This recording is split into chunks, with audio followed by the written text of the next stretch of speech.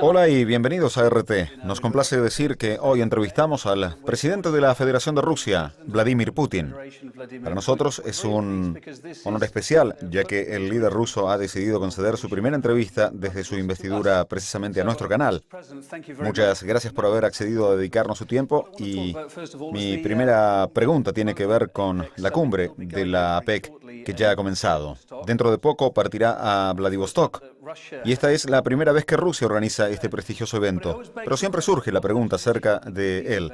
¿Qué resultados concretos obtienen en cumbres como esta y las del G8 o el G20? Si bien APEC es principalmente un mecanismo económico, allí también hay mucha política y hay allí líderes clave, como usted o Estados Unidos. Sin embargo, no pueden ponerse de acuerdo en algunas cuestiones fundamentales. Pienso en el sistema de defensa de misiles, Siria, Irán. ¿Existe un riesgo de que la política se meta en medio de los grandes acuerdos económicos que estos líderes esperan firmar o están considerando firmar durante esta cumbre?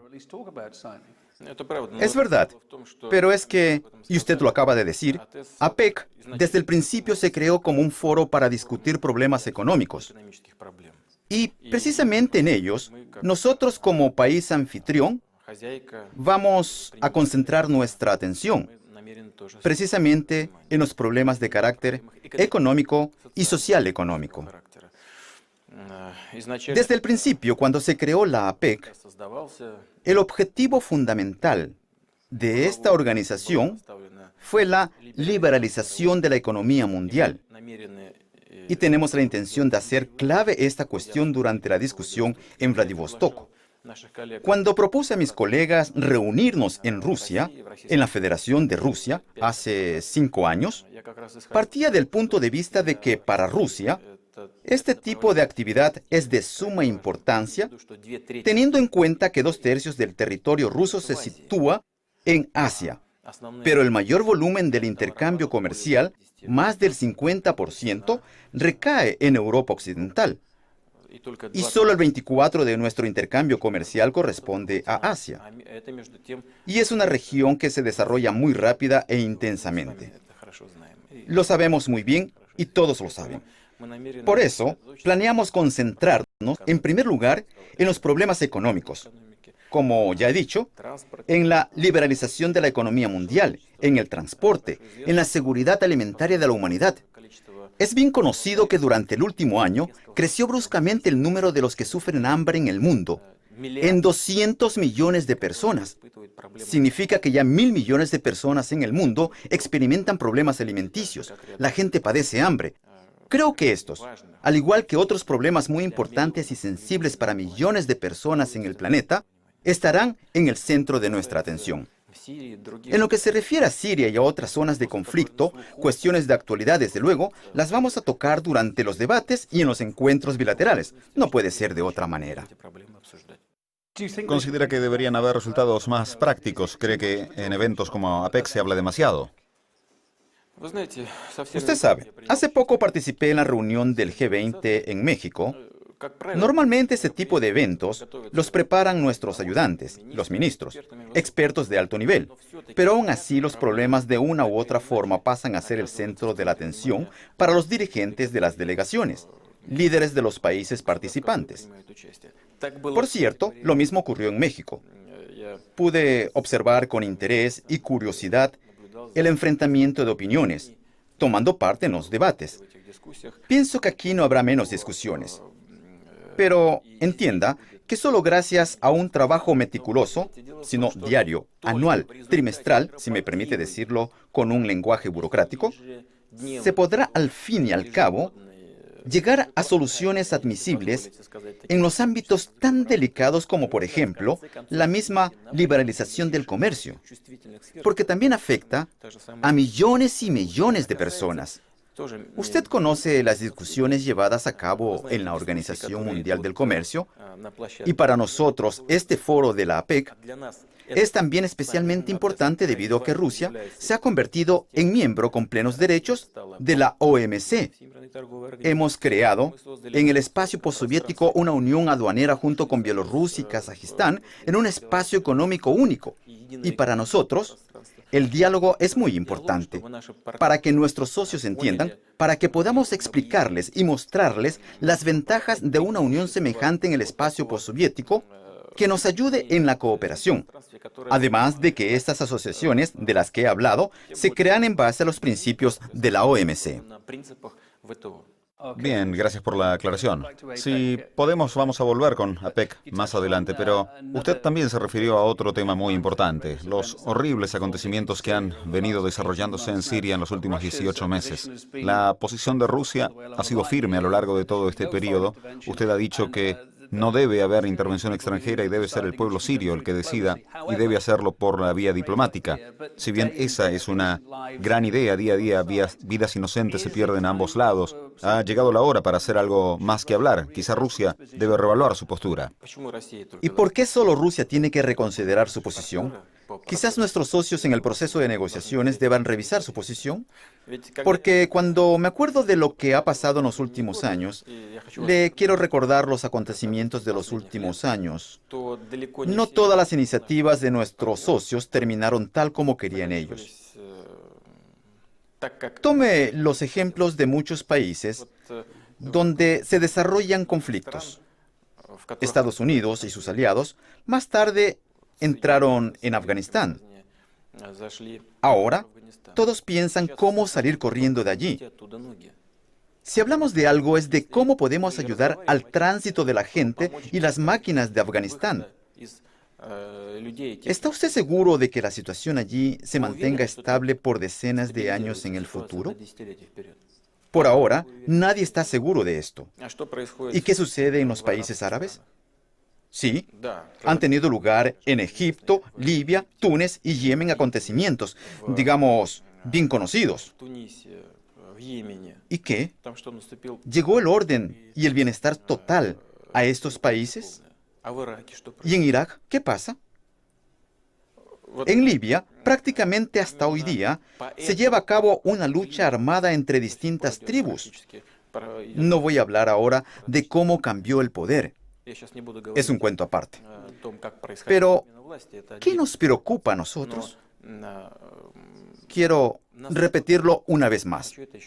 Nos preocupa, por supuesto, la violencia en Siria, pero no nos preocupa menos lo que pueda suceder después de las decisiones correspondientes. Según nuestra opinión, lo más importante hoy es A.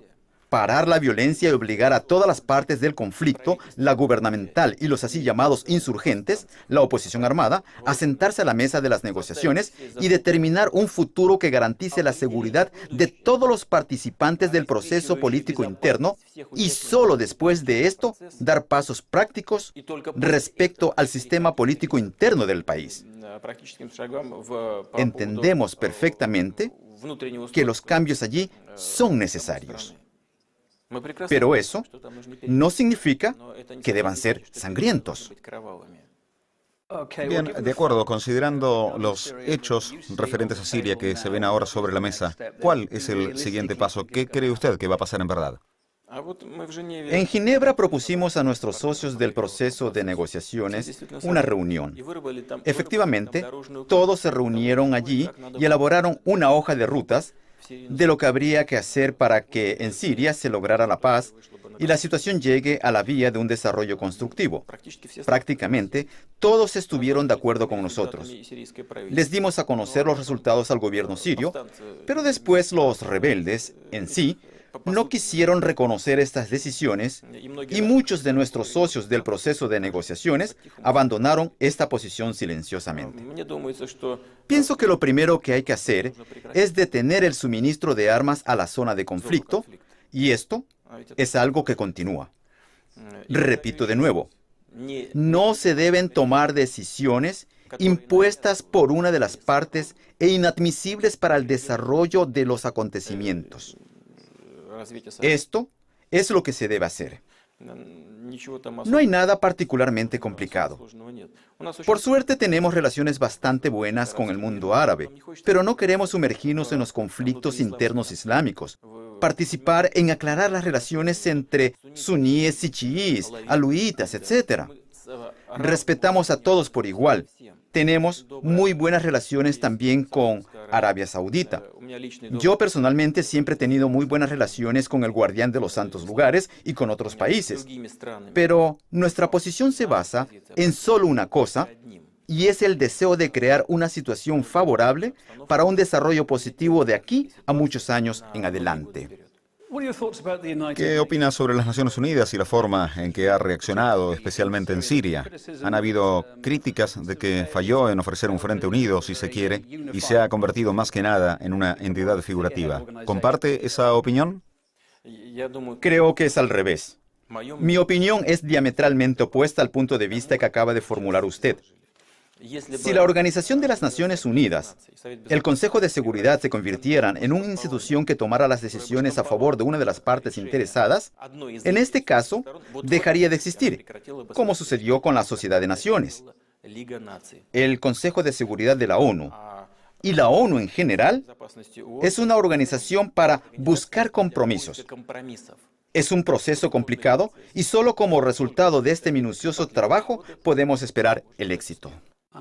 Entendido. Señor presidente, otra pregunta que me gustaría hacerle es que un número de naciones occidentales y árabes han sido encubiertas con el apoyo del ejército sirio libre. De hecho, algunos de ellos lo están haciendo ahora abiertamente. Por supuesto, la cuestión aquí es que se sospecha que el ejército sirio libre recluta en sus filas a reconocidos miembros de Al-Qaeda, de modo que el giro de la historia es que muchos de esos países que han sufrido el terrorismo en carne propia están patrocinando el terrorismo en Siria. ¿Es una justa valoración? Sabe, siempre que alguien quiere conseguir un resultado que, según su opinión, es óptimo, normalmente no escatima medios. Trata de utilizar todas las posibilidades para alcanzar el resultado necesario. Lo que ocurre después, normalmente no se piensa en ello durante el proceso del trabajo, mientras se consiga el resultado. Esto ocurrió durante los acontecimientos afganos, cuando la Unión Soviética entró con sus fuerzas armadas en Afganistán, cuando nuestros socios actuales apoyaban allí al movimiento insurgente y en sí crearon a Al-Qaeda, que más tarde arremetió contra los mismos Estados Unidos. Hoy en día alguien quiere utilizar a los combatientes de Al-Qaeda o a gente de otras organizaciones, pero con puntos de vista igual de radicales para alcanzar sus objetivos en Siria. Es una política muy peligrosa y poco previsora. Entonces, hay que abrir ahora mismo las puertas de Guantánamo y meter a todos los reclusos de Guantánamo en Siria, que guerreen. Es que, en realidad, es lo mismo. Solo que no hay que olvidar que esos ciudadanos arremeterán contra sus benefactores. Y estos ciudadanos no deben olvidar que será construida para ellos una nueva cárcel como la que hay ahora al lado de Cuba. Esto es, quiero remarcarlo de nuevo, una política poco previsora. Y habitualmente, un enfoque como este conlleva a consecuencias muy graves.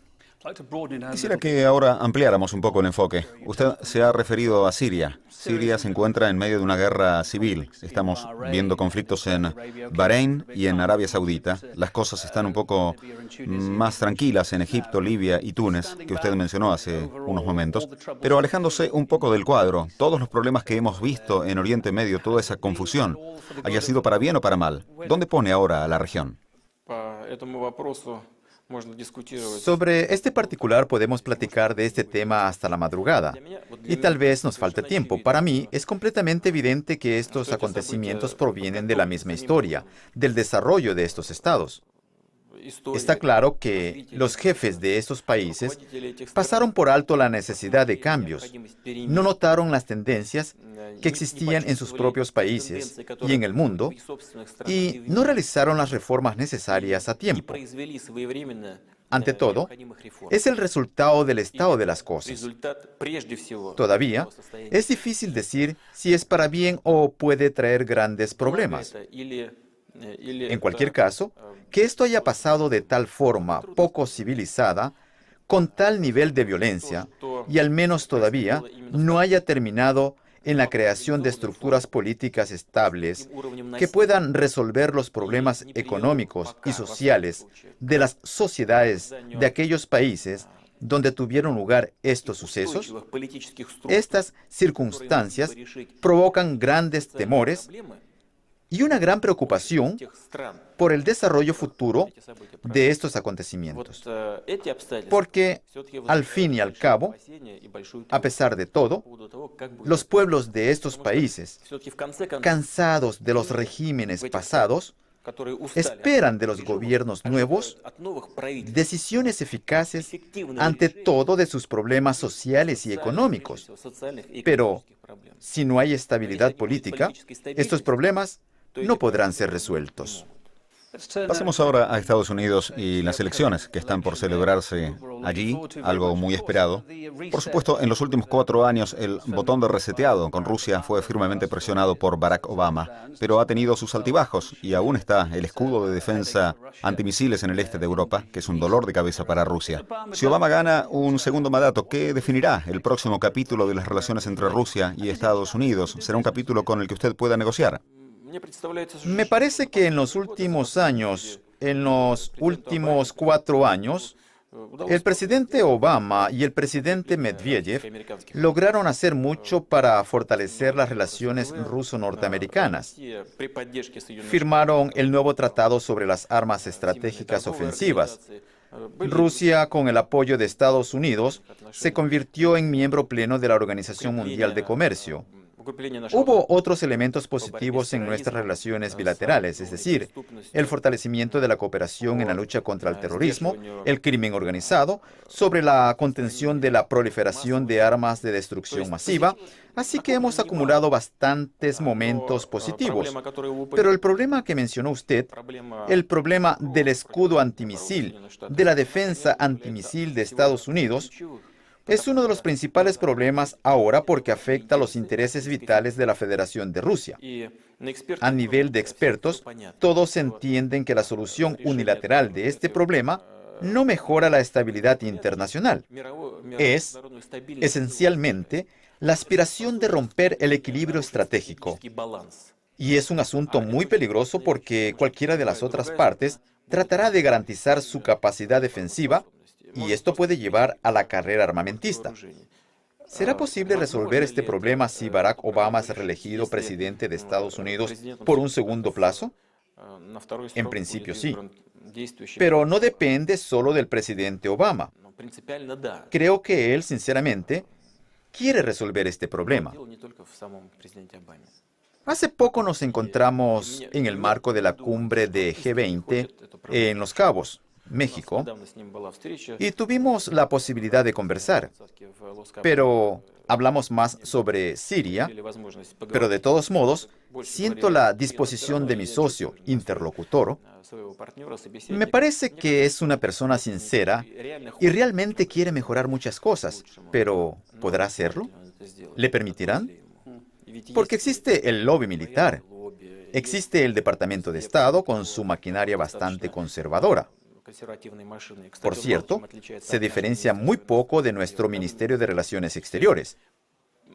Allí se han formado clanes profesionales durante décadas, porque para solucionar el problema del escudo de defensa antimisil, hay que aceptar y admitir que somos socios y aliados fiables. Porque, ¿qué significa solucionar el problema de la defensa antimisil? Significa solucionar juntos los problemas concernientes a la amenaza de los misiles y aceptar que ambas partes tienen un acceso equitativo al manejo de este sistema. Es una cuestión especialmente delicada en el ámbito de la defensa. No sé si nuestros socios están preparados para ese tipo de cooperación. ¿Hay algo que Rusia pueda hacer para reunirse en un punto medio, algo que brinde una base más firme? Ya hemos hecho todo. Hemos propuesto hacer esta labor, pero nuestros socios por ahora se niegan. ¿Qué más podemos hacer? Podemos continuar el diálogo. Y lo vamos a hacer, pero claro está, a medida que nuestros amigos estadounidenses desarrollen su propio sistema antimisil, vamos a pensar cómo defendernos y mantener el equilibrio estratégico. A propósito, en lo que se refiere a los socios europeos de Estados Unidos y a nuestros socios europeos, para dejar claro que ellos no tienen nada que ver con el asunto. Creo que a usted como a un europeo le debe ser absolutamente comprensible. Es un sistema de defensa antimisil puramente estadounidense y además estratégico y sacada a la periferia en la parte europea. Los europeos tampoco tienen acceso ni a la determinación de amenazas ni al control al igual que Rusia. Pero propusimos hace tiempo que lo hiciéramos al menos entre los tres. Pero nuestros socios todavía no están de acuerdo con esto. Entonces, creemos que usted puede trabajar junto a Barack Obama si es reelecto. Y si gana Mitt Romney, aquí tengo algunas citas de 1 o 2 meses atrás. Este es el hombre que, si llegase a la Casa Blanca, ha dicho: sin duda Rusia es nuestro principal enemigo geopolítico. Luchan cada causa para los peores del mundo. Y agregó: Rusia no es un personaje amistoso en la escena mundial. ¿Podría trabajar con él? Sí, claro, podremos. Vamos a trabajar con aquel que sea elegido por el pueblo estadounidense, pero vamos a trabajar tan efectivamente como lo quieran nuestros socios. En cuanto a la posición del señor Romney, entendemos que parcialmente tiene carácter preelectoral. Es retórica preelectoral. Pero claro, creo que sin duda es errónea. Porque comportarse así en el ámbito internacional es lo mismo que usar instrumentos de nacionalismo y segregación en la política interna de su propio país. En el ámbito internacional es lo mismo cuando una figura política o una persona que pretende ser el jefe de Estado, además de un gran país como Estados Unidos, y a priori, declara a alguien como su enemigo. Por cierto, esto nos lleva a otra idea. Si estamos hablando del sistema de defensa antimisil y nuestros socios estadounidenses nos dicen: esto no es contra ustedes, ¿y qué pasa si el presidente de Estados Unidos llega a ser el señor Romney, que nos considera como el enemigo número 1? Entonces, en aquel caso, estará en contra de nosotros, ya que tecnológicamente todo está ahí organizado de este modo. Y si tenemos en cuenta que el escudo de defensa antimisil está pensado no para un año y ni siquiera para una década, y la posibilidad de que llegue al poder una persona con el punto de vista del señor Romney es muy alta, ¿cómo tenemos que comportarnos para garantizar nuestra seguridad? Me gustaría hablar sobre los últimos acontecimientos en el caso Magnitsky por un momento. Tanto Estados Unidos como Gran Bretaña, más recientemente Gran Bretaña, están trabajando en esa lista de funcionarios rusos, ciudadanos rusos que dicen que son responsables por su muerte. Para que nuestros televidentes sepan, Magnitsky era un abogado financiero de alto rango que murió en una cárcel rusa. ¿Por qué existe aún la percepción en el extranjero de que aquí en Rusia las personas responsables no han sido juzgadas adecuadamente? ¿Por qué se sigue hablando de ello? Simplemente hay gente que necesita un enemigo, necesita la imagen de un enemigo, tiene que luchar contra alguien. Usted sabe que en las cárceles de los países que acusan a Rusia, ¿cuánta gente muere allí en las cárceles? Una enorme cantidad. Estados Unidos inició la lista de Magnitsky. ¿Sabe que en Rusia no hay pena de muerte? ¿Lo sabe? ¿Y en Estados Unidos? Sí, por supuesto, la hay. Y allí ejecutan incluso a las mujeres. Y toda la sociedad civilizada sabe que cuando se aplica la pena de muerte, con frecuencia ocurren errores judiciales. Incluso en aquellos casos cuando la persona reconoce su culpa totalmente y se llega a conocer posteriormente que en realidad no había cometido ese delito. No hablo de que quitarle la vida a un ser humano solo se permita a Dios. Eso es una discusión aparte, una discusión grande, filosófica. Podríamos tal vez anunciar varias listas de aquellos que emplean la pena de muerte en otros países, pero no lo hacemos. En cuanto a Magnitsky, claro, es una tragedia cuando una persona muere en la cárcel. Y desde luego, hay que hacer una investigación minuciosa. Si alguien es culpable, entonces, alguien tiene que ser castigado. Pero, ¿qué es lo que quiero subrayar? Aquí no hay absolutamente ningún trasfondo político. Si hay una tragedia, entonces tiene carácter solamente penal y formal. No hay nada más detrás de ello. Pero alguien quiere deteriorar las relaciones con Rusia. Alguien prohibió la entrada a sus países a algunos de nuestros funcionarios que dizque supuestamente están relacionados con la muerte del señor Magnitsky, lo que lamento mucho, y expreso mis condolencias a su familia. Pero, ¿qué tiene que hacer Rusia en tales casos? Tomar medidas adecuadas, anunciar la lista de los funcionarios de la otra parte que ha adoptado tales medidas respecto a Rusia. Hacerlo así. Y para dejarlo perfectamente claro, este caso no será reexaminado por Rusia. ¿Cuál caso? ¿Qué debemos reconsiderar ahí otra vez? Debemos solo averiguar si alguien es culpable de la muerte de esta persona o no. Y si alguien es culpable, él tiene cierta responsabilidad y tiene que responder por eso. Eso es todo. Y aquí no hay ningún trasfondo político, quiero subrayarlo. Pero simplemente tenemos que investigarlo de forma profesional. Y claro, las autoridades rusas tienen la intención de hacer esto. La fiscalía lo está haciendo. Bien, ahora me gustaría hablar sobre el juicio y encarcelamiento de las Pussy Riot, la banda punk. Han habido muchas críticas diciendo que la condena fue demasiado fuerte, que el asunto se agrandó demasiado y que realmente se les volvió en contra, y que con tanta publicidad que se le dio, hizo que más gente estuviera a favor de las Pussy Riot. Mirando hacia atrás, algo que siempre resulta útil, ¿cree que el caso podría haberse manejado de otra forma? ¿Y podría usted traducir el nombre del grupo al ruso? Usted lleva bastantes años en Rusia. Las Pussy Riot, la banda punk, no sé cómo les llaman en ruso, presidente. Quizá usted me lo pueda decir. ¿Y puede traducir la misma palabra al ruso o no? ¿O no puede hacerlo por razones éticas? Creo que no lo puede hacer por razones éticas. Incluso en idioma inglés suena indecente. Pensé que en realidad se estaba refiriendo a un gato, pero entiendo lo que me dice. ¿Cree que en cierta forma el caso fue mal manejado? ¿Hay aquí alguna lección que se puede aprender? Usted entiende todo, usted sí que entiende todo perfectamente. No tiene que aparentar que no entiende algo. Simplemente estos ciudadanos impusieron su nombre a la opinión pública y obligaron a todos a pronunciarlo en voz alta. Pero es indecente. Pero bueno, quisiera decir lo siguiente. Creía y creo que el castigo tiene que ser adecuado a lo hecho. Ahora, no estoy preparado y no quiero comentar la decisión de la Corte rusa, pero quisiera prestar su atención al aspecto moral del caso. ¿En qué consiste? Primero, no sé si usted sabe o no, pero hace un par de años, en uno de los grandes supermercados de Moscú, ellas colgaron 3 espantapájaros en un lugar público con un cartel que decía que hay que librar Moscú de los judíos, homosexuales y de los gastarbeiters, o sea, trabajadores extranjeros. Me parece que ya en aquel momento las autoridades debían haber prestado atención a eso.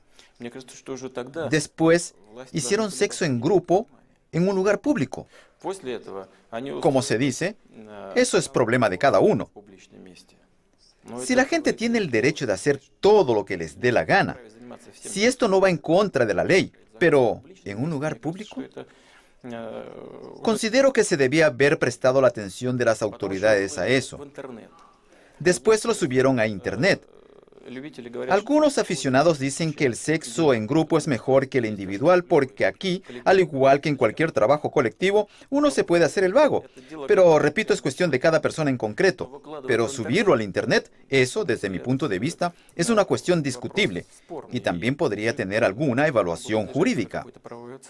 Lo que hicieron en un templo, ellas, inicialmente llegaron a la iglesia Yelohovskaya y armaron una alaraca allí, un acto de vandalismo. Después se trasladaron a otro templo para armar otro acto de vandalismo. Usted sabe que nuestro país guarda graves recuerdos del periodo inicial de la época soviética, cuando resultó afectado un gran número de sacerdotes, y no solo ortodoxos, sino también musulmanes y de otras religiones. Simplemente, el poder soviético, sobre todo en su primera etapa, trató con suma crueldad a los representantes de confesiones religiosas. Fueron destruidas muchas iglesias. Todas las religiones tradicionales del país sufrieron un gran daño. Hablando en general, El Estado debe proteger los sentimientos de los feligreses. No voy a comentar ahora si el fallo que se les ha dictado es adecuado o no. Yo creo que estas chicas tienen abogados y son ellos los que representan sus intereses ante el tribunal. Ellos podrán apelar el veredicto ante un tribunal de segunda instancia y lograr su revisión. Es cosa suya y un asunto puramente jurídico. ¿Es realista el hecho de que vayan a obtener algún tipo de libertad anticipada? Yo ni siquiera sé si sus abogados han apelado el fallo en un tribunal de segunda instancia o no. Simplemente no sigo el proceso. Pero una vez elevado el caso a una corte superior, ésta podrá tomar cualquier decisión. ¿Sabe? Trato de simplemente no tocar este asunto en absoluto. Sé qué es lo que pasa, pero no me meto en eso de ningún modo. Desde que usted regresó como presidente, hay preocupación aquí en Rusia y en el extranjero de que la oposición ha sufrido cierta represión. Hay una ley por difamación más estricta, aumentando las multas por difamación. Se han promulgado leyes de censura en Internet para proteger a los niños. Todo ello bajo su supervisión. ¿Cuál cree que es el balance entre una oposición sana y mantener la ley y el orden? ¿Cuál es su punto de vista? Quisiera preguntarle a usted, ¿acaso no existen en otros países leyes que prohíben la pornografía infantil, incluido en el Internet? Claro que existen. Existen, y nosotros hasta ahora no las teníamos. Hemos comenzado a defender nuestra sociedad, a nuestros niños de estos atentados. Posiblemente ha sido un mal momento para aprobar esta ley, cuando usted recién acaba de retomar el poder. Simplemente trato de no pensar en ello. Intento hacer lo que considero correcto y necesario para nuestro país, para nuestros ciudadanos, para nuestra gente. Y lo seguiré haciendo. Claro que veo lo que ocurre a mi alrededor, la reacción en el mundo, pero esta reacción no puede ser el factor determinante de mi conducta. Mi principal motivación pueden ser solo los intereses del pueblo ruso, y nuestros niños urgen tal protección. Nadie se dispone a usar esta ley como un instrumento de lucha contra el Internet, la limitación de las libertades en el Internet. Pero estamos en el derecho de defender a nuestros niños. En lo que se refiere en general a apretar las tuercas, debemos aclarar de qué se trata. ¿Qué significa apretar las tuercas? Si entendemos bajo este concepto, exigir de todos, incluyendo a la oposición, cumplir con la ley, entonces sí, lo vamos a exigir de modo consecuente. Pero dígame, hace 1 año y medio o 2, fuimos testigos de disturbios masivos en las calles del Reino Unido, en los cuales resultaron afectadas personas y se causaron grandes daños a propiedades. ¿Acaso es mejor llevar la situación a ese extremo para después, durante 1 año, estar pescando a los involucrados y encarcelarlos? ¿No sería mejor prevenir esos actos? Es la primera parte. Ahora, la segunda, más concreta en causa y esencia. Como usted sabe, yo apoyé del modo más activo el paso al nuevo sistema de elegir a los dirigentes regionales mediante sufragio directo y secreto de la población. No solo lo apoyé hace 1 año, sino que di un paso más. Yo, tras ser reelegido presidente para un nuevo plazo, presenté al Parlamento un nuevo proyecto de ley sobre las elecciones a la Cámara Alta del Parlamento ruso. Estos son los pasos reales para democratizar la sociedad y el Estado.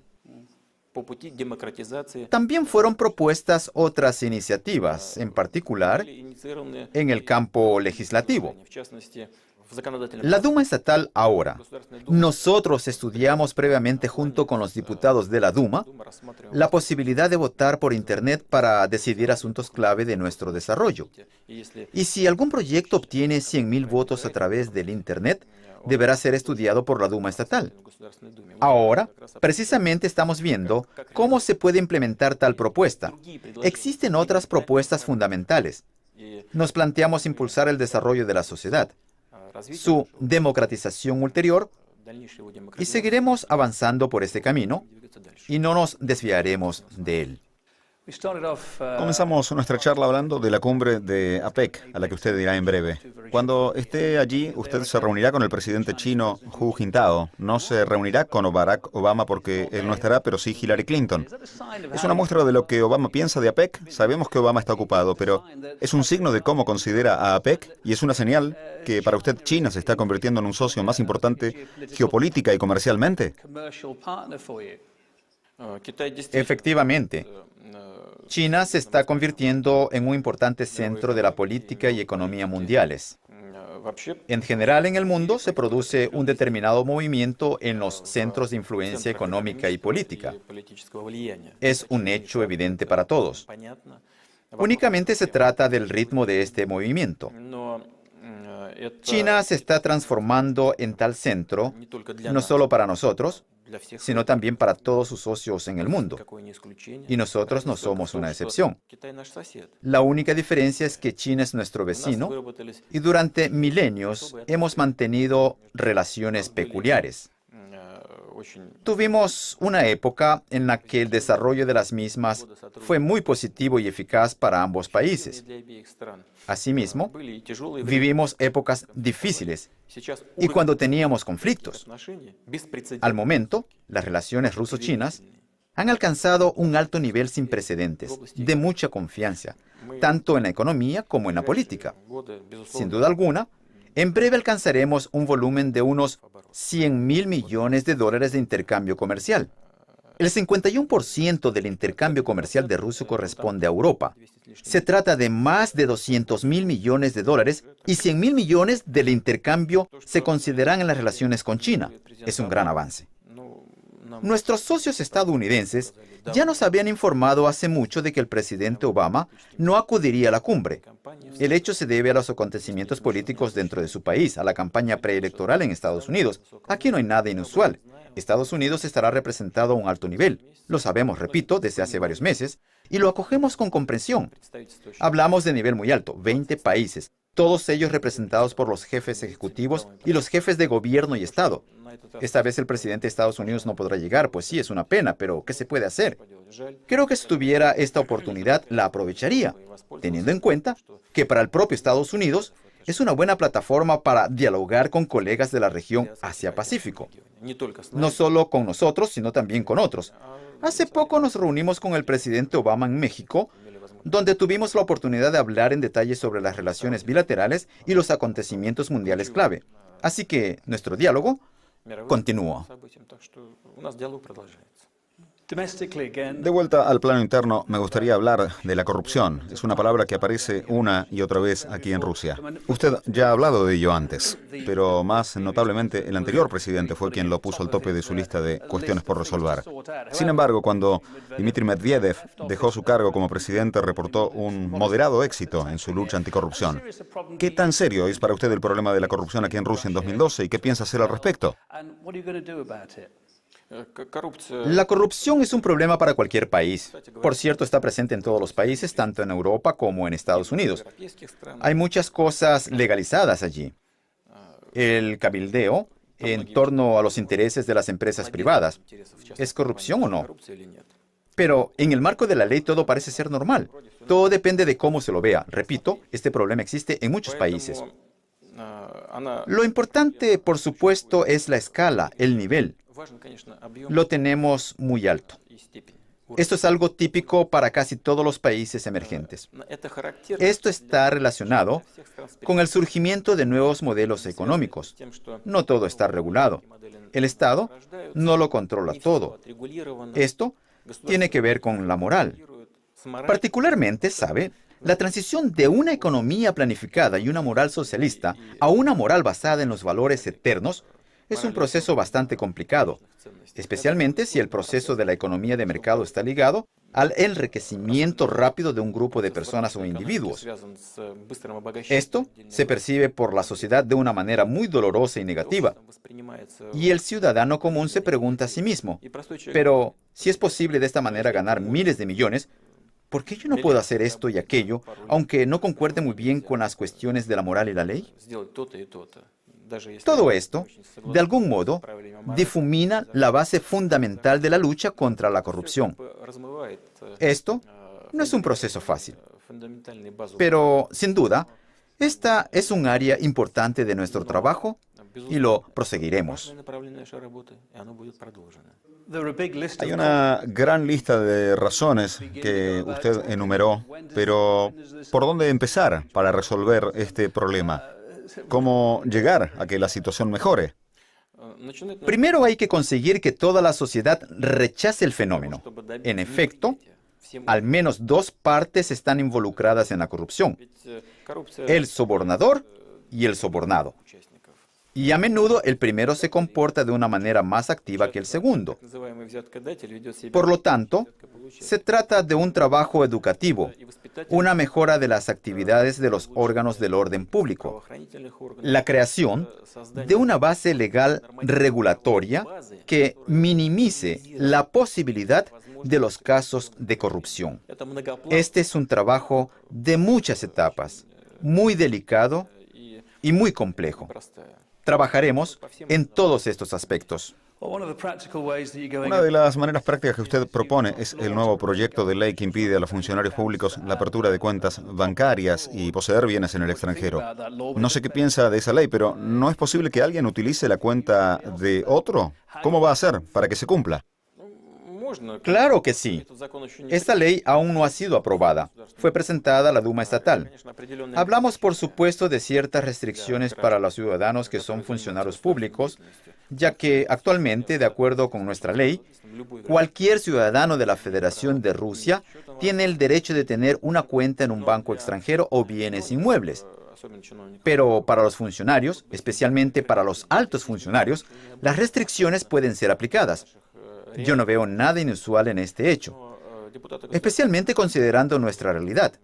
Sin embargo, los diputados de la Duma estatal tendrán que justificar primero su posición, elaborar esta ley en detalle. En general, creo que podría ser aplicada y en alguna parte, por supuesto, contribuirá a la lucha contra la corrupción. Por supuesto, contribuirá. Porque si una persona realmente quiere dedicarse a servir a su país, a su pueblo, entonces deberá aceptar que si desea tener una cuenta debe tenerla aquí en Rusia, incluso en un banco extranjero. ¿Por qué no? Tenemos muchas sucursales de bancos foráneos. Abre una cuenta aquí. ¿Para qué necesita viajar a Austria o a Estados Unidos y abrir una cuenta allí? Si une su propio destino con el de este país, por favor, tenga la bondad de mantener aquí todos sus intereses, inclusive los de carácter material, y no los oculte debajo del colchón. Mientras lo tenemos con nosotros, presidente, me gustaría conocer su opinión sobre el caso Assange en Gran Bretaña, su batalla legal con Gran Bretaña y con otros países, así como sus intentos por conseguir el asilo en Ecuador, que ahora le ha sido otorgado y lo mantiene encerrado en la embajada ecuatoriana. ¿Qué opina de la postura de Gran Bretaña? En un momento se hablaba de la revocación de la inmunidad diplomática de la embajada para que pudieran entrar a buscarlo. Suena un tanto extraño cuando se piensa que Rusia tiene allí un gran número de sospechosos con quienes querría hablar, pero Gran Bretaña les da refugio seguro. Es una situación un tanto contradictoria. Es un momento irritante que, por supuesto, existe en nuestras relaciones con el Reino Unido. Es un hecho. He hablado no con los dirigentes actuales del gobierno, sino con los anteriores, mis socios y amigos. Les indiqué que en Gran Bretaña se escondían personas que tienen sus brazos hasta el codo de sangre, que combatieron aquí, en nuestro territorio, con las armas en la mano, matando a gente. ¿Sabe qué respuesta recibí? Sí.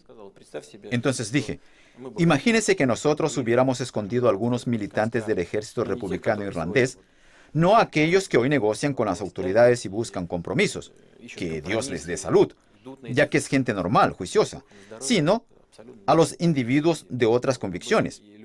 Y adelanté, imagínese que hubiéramos escondido a esos individuos. ¿Y sabe qué respuesta recibí? Pero hubo épocas cuando la Unión Soviética ayudaba a ese tipo de personas. Primero, yo personalmente soy ex agente del Servicio de Información de la Unión Soviética. Y yo no sé si ayudaba o no. Simplemente nunca me ocupé de eso. Incluso suponiendo que eso se hacía era en el contexto de la Guerra Fría. La situación ha cambiado por completo. Ya no existe la Unión Soviética. Hay una Rusia nueva. ¿Acaso se puede vivir cautivo de fobias antiguas, de ideas caducadas sobre el carácter de las relaciones internacionales y los vínculos entre nuestros dos países? Dios le ampare, por fin. Siempre nos hablan de la independencia del sistema judicial en Gran Bretaña. Nos cuentan que toma una decisión y nadie puede hacer nada contra ella. En cuanto a Assange, decidieron extraditarlo. ¿Qué significa eso? Claramente es un doble estándar. No lo sé a ciencia cierta, pero hasta donde yo sé, Ecuador pidió a las autoridades suecas garantías de que Assange no sería entregado por Suecia a Estados Unidos. Hasta el momento, no ha recibido este país ninguna garantía. Eso hace pensar como mínimo que es un asunto político. Bien, seguiremos los acontecimientos. Hablamos sobre algunos de los problemas que enfrenta Rusia. Uno de los problemas a largo plazo es hacer frente al tráfico de drogas y la importación de drogas desde Afganistán. De una década atrás, cuando entró la OTAN a esta parte, ha crecido en grandes proporciones. Ahora que las tropas tendrán que retirarse en 2014, ¿podrá Rusia poner freno a este enorme problema? Por el momento no se resuelve. Efectivamente, mantenemos un diálogo con nuestros socios, incluidos aquellos países que mantienen contingentes militares en territorio afgano. La situación no mejora, sino al revés, se está degradando. El año pasado, la cantidad de drogas producidas en Afganistán se incrementó en un 60%. A propósito, no recuerdo bien, puedo errar en las cifras absolutas, pero un 90% de la heroína en el mercado británico es de origen afgano. Es una desgracia común y una amenaza común. Para Rusia es una amenaza muy seria a la seguridad nacional, sin ninguna exageración. De todo el narcotráfico afgano, más del 20% se queda en territorio ruso. 70 toneladas de heroína el año pasado y cerca de 56 toneladas de opio son, sin duda, cifras enormes que representan un peligro a nuestra seguridad nacional. ¿Podría explicarle a nuestros televidentes cuál es la relación y por qué el problema aumentó desde que las tropas de la OTAN están allí? ¿Hay alguna conexión? ¿Por qué sucedió eso? El vínculo es simple. Ahora no quiero hablar sobre ningún tipo de manifestaciones criminales, pero ninguno de los países cuyos contingentes militares se encuentran en el territorio de Afganistán quiere complicar su situación luchando contra las drogas, porque las drogas dan de comer a Afganistán. El 9% del PIB del país proviene del tráfico de las drogas. Y para reemplazar este 9% hay que pagar y nadie quiere pagar. Y simplemente hablar de que ahora reemplazamos los beneficios que provienen de la venta de drogas por otro tipo de beneficios no es suficiente. Se necesita una política económica real y un apoyo financiero. Primero, parece que nadie está preparado para esto. Nadie quiere complicar su situación luchando contra las drogas, porque dejar que la gente pase hambre sin la venta de drogas significa ganarse una cantidad adicional de enemigos en el territorio del país, de gente que luchará contra los que combaten las drogas. Eso es todo. Claro que las drogas están estrechamente ligadas al terrorismo, al crimen organizado, pero esto lo saben casi todos. Saben que una parte de los beneficios de la venta de las drogas está destinada a mantener la actividad terrorista. Pero ni siquiera el conocimiento de esto, ni tampoco el hecho de que las drogas producidas en Afganistán estén inundando, ahogando a Europa, incentivan a nuestros socios a trabajar activamente en esta dirección, lo cual es muy lamentable. Una última reflexión suya, señor presidente. En la cumbre de APEC estará reflexionando de dinero y finanzas, mirando a la economía mundial desde donde usted está. ¿Cree que nos dirigimos hacia una segunda recesión global? Y si lo hacemos, ¿está Rusia preparada para superarla como lo hizo la última vez? La última vez lo hizo bien, pero ¿esta vez está tan bien preparada como entonces? Creo que ahora estamos mejor preparados todavía, porque hemos pasado por la crisis anterior y ya sabemos qué y cómo hay que hacer. Tenemos los instrumentos para luchar contra la crisis. Más aún, el año pasado, instruí al gobierno anterior, que mejoraran los instrumentos de los que disponemos y que hemos probado. preparar nuevos proyectos de ley, enmendar la base legal. Nos dirigimos al Parlamento y el Parlamento aceptó, asignó una suma de dinero, 200.000 millones de fondo de reserva para el gobierno. En general contamos con los instrumentos necesarios. Además, como usted sabe, hemos tenido un buen crecimiento de la economía, el mayor entre las grandes economías del mundo después de las de China y la India, el 4,2%. El promedio del crecimiento de la economía de Europa, de la zona euro, fue del 3,9%, el nuestro del 4,2%. A propósito, tanto el Fondo Monetario Internacional como el Banco Mundial pronostican un crecimiento negativo del 0,3% de la zona euro para el próximo año. Este año esperamos un crecimiento positivo del 4 al 5%. Esta es la condición principal que indica que si Rusia se enfrenta a problemas, dispondrá de instrumentos suficientes para luchar contra estos desafíos y amenazas. Nuestras reservas de oro y divisas están creciendo. Prácticamente se han restablecido hasta el nivel de antes de la crisis. Somos el tercer país del mundo en volumen de reservas de oro y divisas después de China y Japón. Tenemos más de 500.000 millones